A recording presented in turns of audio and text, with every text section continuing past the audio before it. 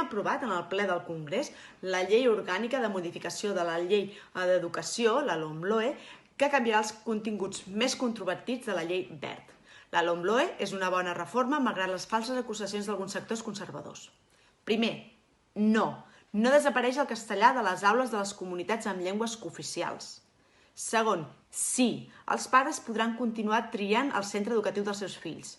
El fet que l'administració verifiqui que cap estudiant es quedi discriminat per raó socioeconòmica o d'altra naturalesa no atempta en absolut contra la llibertat de les famílies, sinó que més aviat la garanteix.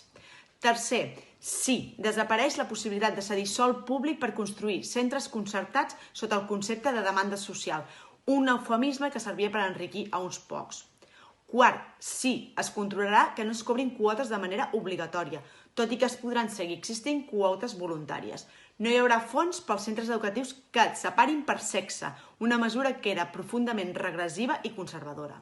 Cinquè, no, la religió no desapareix dels centres, però la nota no comptarà ni per l'expedient ni servirà per demanar una beca.